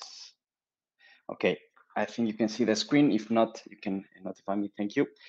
So my talk will be about the 6G and eHealth use cases and their respective potential service requirements, which basically are the scope of the work item that we have had on 6G and eHealth this year. And the working group one chair kindly shared is kindly done by Professor Mohammed from King's College London and Vice Chair Professor Pericles from International Hellenic University. So to start, first I wanted to share, let's say, what is the vision and methodology we have in Working Group 1. So our, let's say, methodology is the first step is that we gather the key players and the needs from the different industries and academic institutions. So, for example, yes, it has been very good to work with people from many different domains, and especially in this work item with Professor Wilhelm, Professor Christoph, Emmanuel, Fabian, and other, let's say, contributors. And with them, we discuss 6G related use cases and we derive system requirements. So based on discussions on the different meetings, we define use cases, and then from these use cases, we provide details to then derive some system requirements. In our context is communication requirements, KPIs, data rates, latencies, reliability. And now with the emergence of ISAC, then we are also interested in sensing KPIs. So that means position accuracy, velocity, or orientation accuracies that the 6G mobile radio system would need to meet, tailored for the eHealth domain. And as well, another thing is that we are a 16G, we are an association, right? So we provide an interface to academic institutions or other verticals with standard development organizations. These standard development organizations are like ETSI, 3GPP, E2, which are related to the standardization of the communication, mobile communication technology in our context. And in this way, we can, let's say, shape the 6G vision and technology according to the needs of the different verticals. So this work, hopefully we can, let's say, create value of that technology by really capturing well the use cases and requirements from the different verticals. So now going to the 6G health work items, scope and objectives. So as I said before, identify areas, use cases, and in the healthcare sector where the 6G mobile radio system can play a significant role. So thanks to the really good, let's say, discussions and input from the, let's say, members of the medical domain, we, as Professor Wilhelm just explained, with a model-based medicine vision, we see it's like a very important concept, as he explained, to help the healthcare processes, to optimize them and also reduce the costs. And so based on this was kind of like a guiding principle for the use cases that we developed. But it's also important to say that these use cases that I'm going to show are also independent in the sense that they could be realized without a model-based medicine vision. And the idea is that all together, all these use cases, they provide different key components to realize the model-based medicine vision. Of course, there are further use cases that can fit within this vision and that enable different parts because the applications are many. But this is, I'm going to report what we have achieved. We also have non-technical considerations, so beyond KPIs, beyond functional requirements, so as to, let's say, address these considerations as well, not only the technical part. So in the in the work item, we identified 4 use case clusters. One of them, medical robotics application. vital signs, wireless sensing, medical data and model sharing, and immersive and ubiquitous treatment. So we develop use cases within these clusters, and most of them, let's say, enabling some component of the model-based medicine vision. So as I'm going to explain a bit later. So for example, in the vital sign wireless sensing, we are, as Fabian explained before, the accurate sensing of medical relevant information of patients. So we develop a couple of use cases in this direction. We also have, for example, immersive and ubiquitous treatment. So we have, let's say, new consumer devices that are expected to come, for example, XR. And we also see the needs that, okay, there's, let's say, mental health issues, and here immersive treatment could play a role. So we explore a bit the use cases in this direction, and also the requirements that we would need for some, let's say, psychotherapeutical treatments, which some other experts provided us some information about this.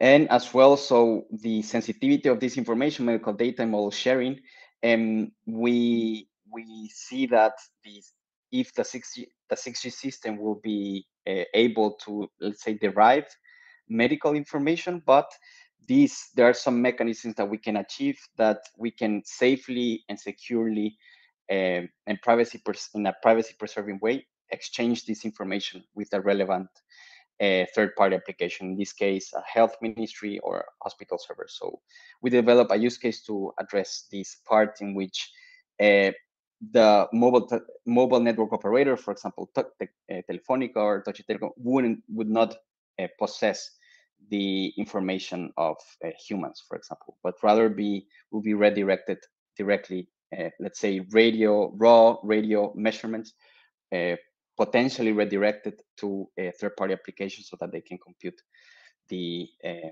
heartbeat measurements or other measurements.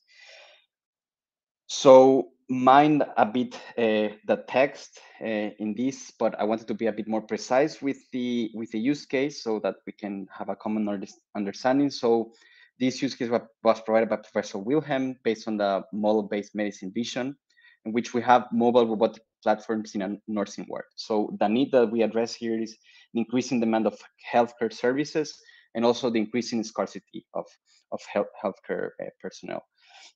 So the idea is that the mobile robots are expected to take over caregiving tasks, so interacting with patients and also with other healthcare professionals. So in order to do this, they need context awareness of the real-time health status of patients, so that with this information, some computation is done to perform context-sensitive actions accordingly. So these actions belong to the physical space, belong to the medical space. So it's like saying that the robot will do some action that is sensitive to the disease or the distress of a patient in order to, let's say, for example, safety and also improve the acceptance of patients to robots. So the assumption that we have in the use case is that they have autonomous navigation manipulation capabilities, and also there's 3GPP and non-3GPP infrastructure that performs sensing. So for example, we have ISAC sensing, we have cameras that they can help to sense vital signs of patients, not only that, but also positions.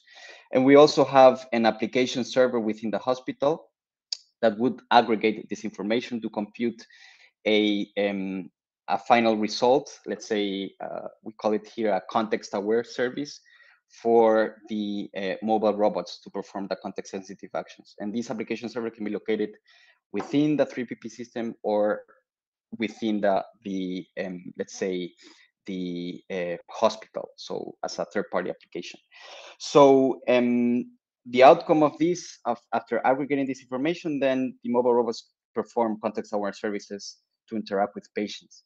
And there are some potential new requirements. So the 3PP system shall facilitate the secure and privacy-preserving sensor fusion of multimodal health data, 3PP sensing data, electronic health records, and more wearable health information to create a context-aware service for the mobile robots. Again, this can be done all of it within the hospital. And also this information should be unicasted, multicasted, or broadcasted in a target service sensing area. If you, we have more details in the white paper where you can check some baseline communication KPIs. And yeah, this is one use case. Then maybe if I'm running out of time, I'll go a bit quicker. So this is another one. This is connected to Emmanuel's presentation on rehabilitation robotics. And here the need is that, as he very clearly explained, that we need a wider adoption of rehabilitation robotics. So at home. And these are constrained by lack of reconfigurability and customizability of the exoskeletons.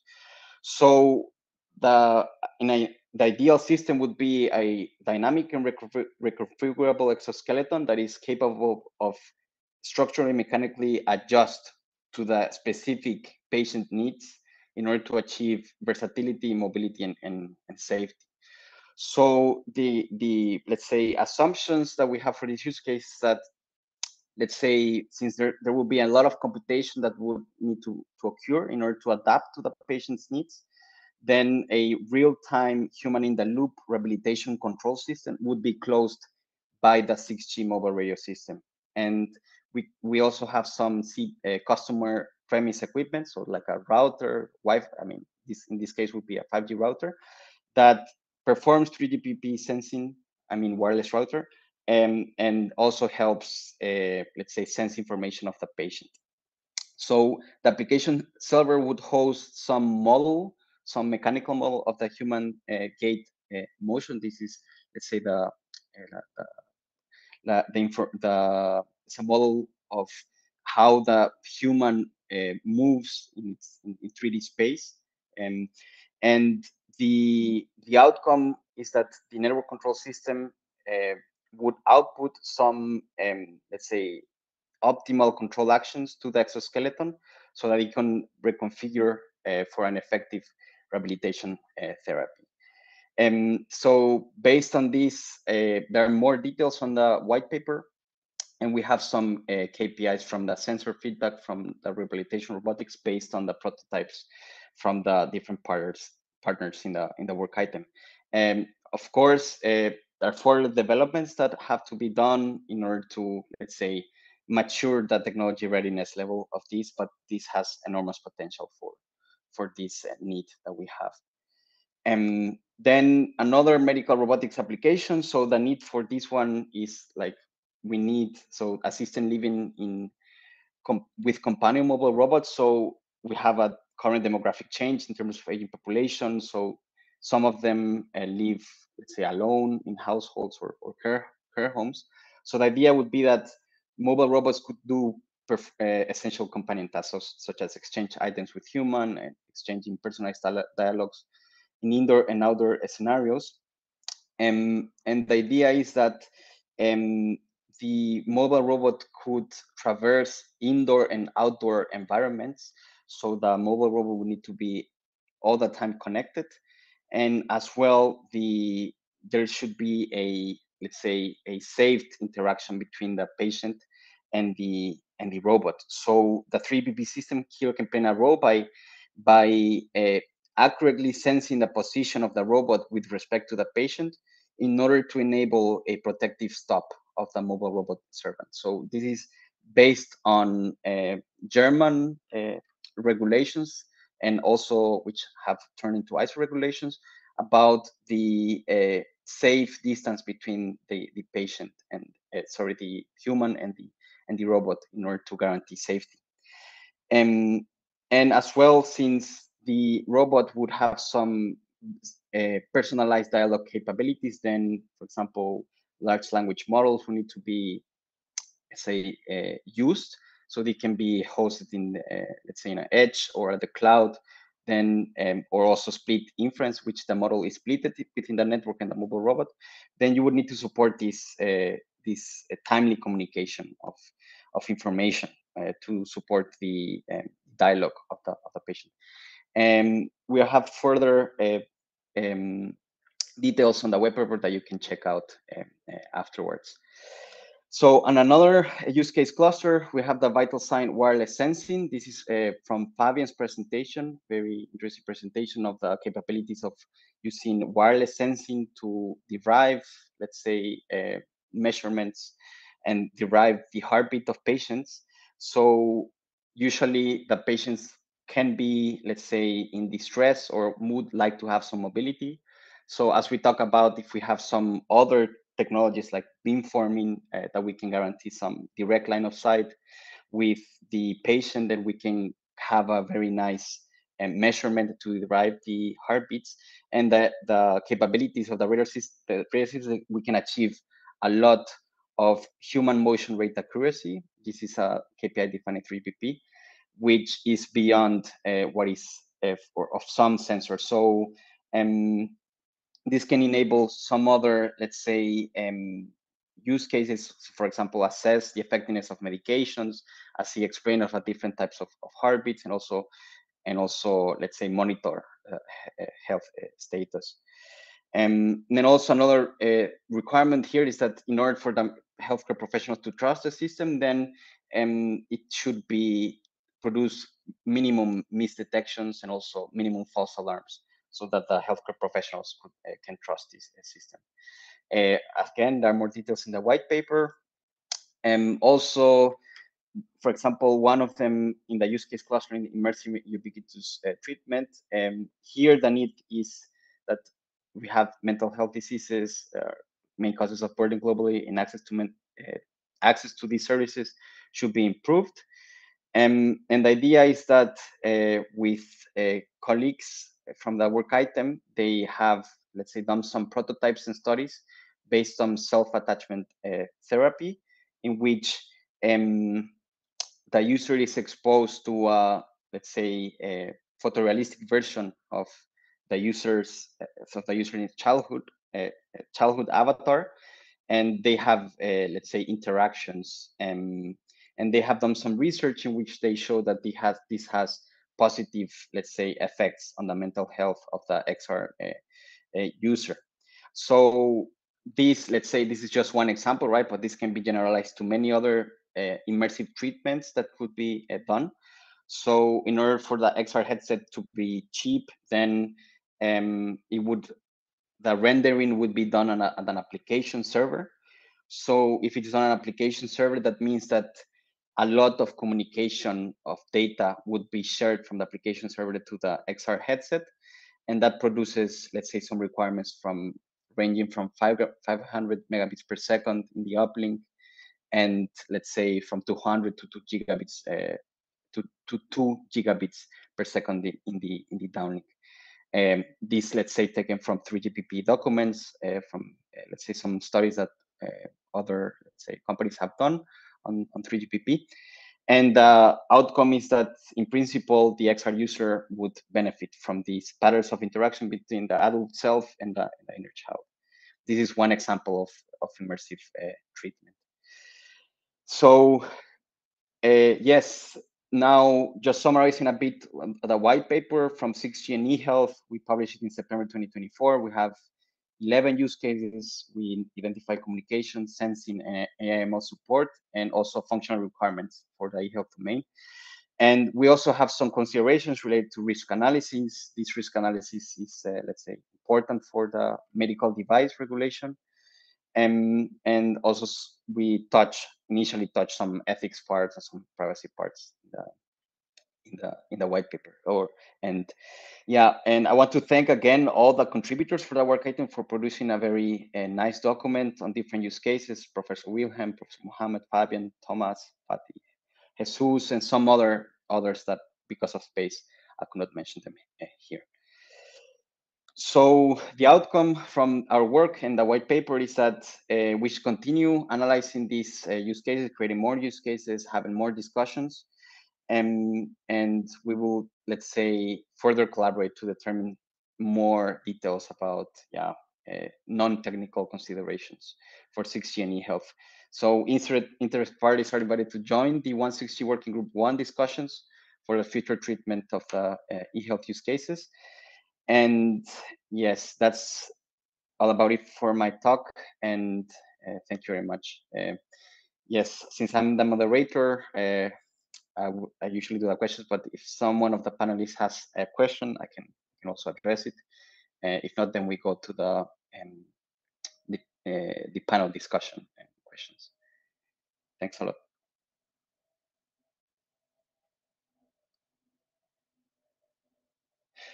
Okay, so I see there are no questions, so we can go, at least I cannot see in the text right now, so we can go already to the next agenda item, which is the Q&A and panel session. So let me quickly share this.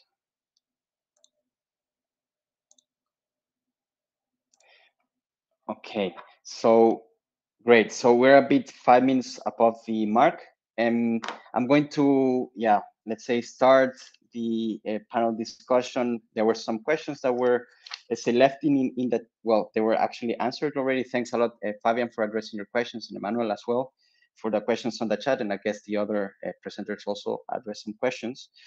So this is, let's say, an open question. I would like to start with Professor Wilhelm. So, or maybe in general. So, from a medical point of view, what are the key, from your point of view, what are key issues that future 6G mobile radio system must address in order to successfully meet the needs of the healthcare domain? So these issues could be like ease of some practical ease of configuration, ubiquitous coverage, functionalities, costs. From your medical point of view, what do you see that would be most beneficial for you from 6G? Thank you for the question. I mean, with regards to bandwidth and latency and so forth, I guess I already demonstrated how important these 6G features are.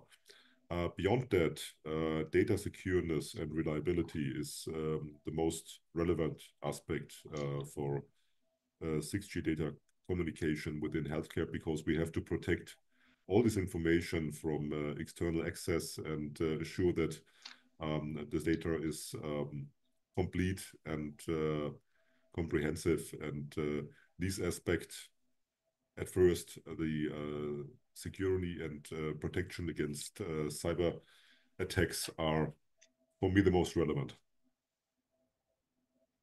Okay.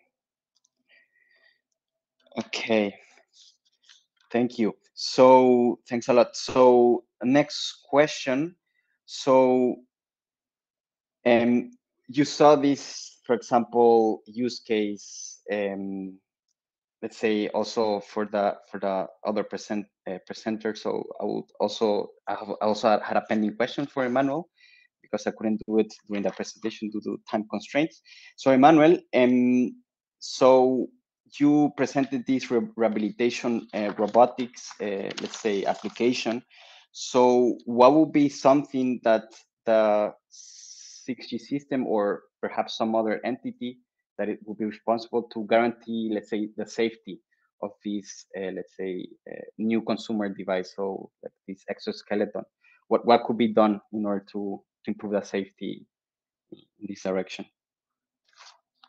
Okay, yeah, thank you, Jose. So I'll try to answer your question, because there's also a bit of overlap with telecoms, which is not really my specialty, but I'll do my best.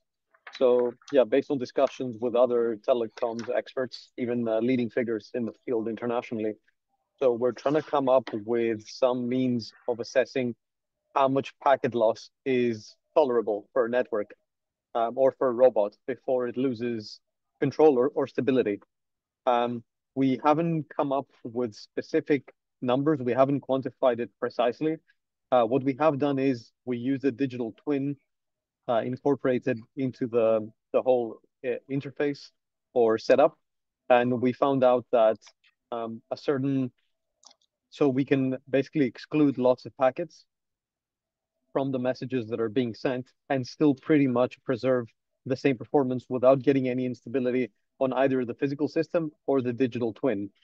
Now, I think with 6G in particular, there are many claims surrounding they can achieve 1 millisecond or 1 kilohertz dedicated bandwidth, send and receive, in other words. Whether or not this is true, I'm not the right person to assess. We did speak with some people from industry. They did claim that it is now possible, But then also they told us during the same conversation that actually dedicated 1 kilohertz is not yet achievable. So we guess maybe, yeah, well, we're not entirely sure what's happening there. Maybe this needs to be quantified. And I'm just saying 1 kilohertz because typically in robotics, we look for 1 kilohertz dedicated bandwidth motion control systems. This is sort of the industry standard. Well, both research and academia and industry, I would say. So we're hoping if 6G can really provide those capabilities, then we have no reason to doubt that we can implement it for something like domestic rehabilitation or rehabilitation in residential settings, and for real-time or online adaptation of the rehabilitation program based on the progress or lack of progress made by the patients during their rehabilitation. Perfect. Thanks a lot for the answer. So yeah, so being a communication person and you being a robotics person, so usually when we let's say talk about bandwidth from a communication perspective, we always refer to the amount of frequency resources that are allocated for a transmission, or the frequency, let's say the spectrum of a signal, we refer to it as a bandwidth. So this 1 kilohertz you refer to as the refresh rate, like the sampling of the digital system for the control, or what in particular do you refer to with this 1 kilohertz? Correct. Yes. Yeah. So what we mean by bandwidth, so I know you use it for a lot of different things in telecoms, but yeah, in robotics, typically what we mean is the rate, the sampling time at which the motion control system is executed. So for hard real time, we expect that this should be around 1 kilohertz. I think 2 milliseconds would probably be the limit. So 500 hertz to consider it hard real time. Otherwise, anything I think from around 5 milliseconds and above for a motion control system would be kind of soft real time, not hard real time. Perfect. Thanks for the clarification. Okay. Another, let's say, just a really, let's say, question that I had also. So for Fabian, I saw you very nicely address all of the questions in the group. Thanks a lot for the information about the models and also the prototypes, and depending on the application, the sensing performance, we can check them depending on what we want, the models. And also with the prototype, we can, let's say, have more accurate, let's say, measurements for these medical applications. So do you see, let's say, more KPIs? So for example, sensing KPIs that will be, let's say, necessary for some application to be captured, given, for example, yes, there are some documents that say about the accuracy, this human motion rate accuracy, which is usually not so low for the heartbeat measurements. Do you see some other applications which you need lower, or let's say this accurate human motion accuracy by the system? So the highest accuracy as you mentioned, you need for heart rate measurements. A lower accuracy is fine for respiration measurements because the amplitudes of the movements are higher and thus your signal to noise ratio gets better.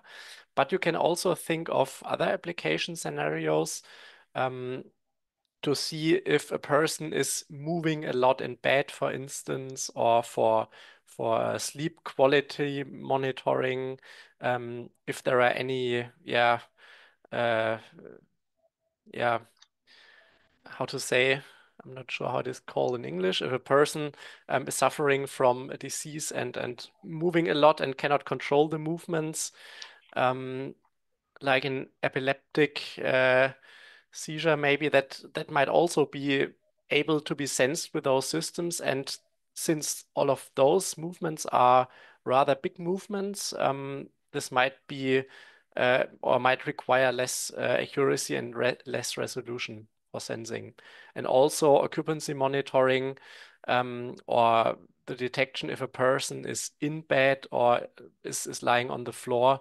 That's also an interesting task, which requires less resolution than for instance, the highly accurate heart rate sensing. Does it answer your question?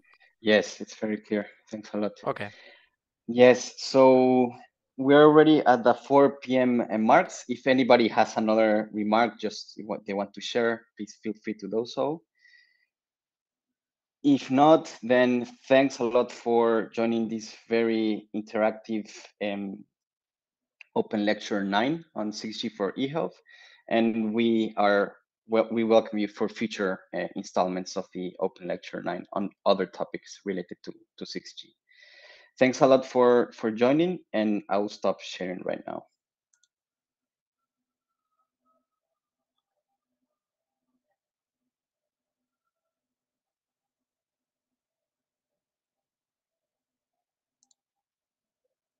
So we now finish the webinar. Thanks a lot for joining. Have a nice day. Thank you. Thanks a lot, Jose. Thank you, everyone. Yep. Thank you. Bye-bye.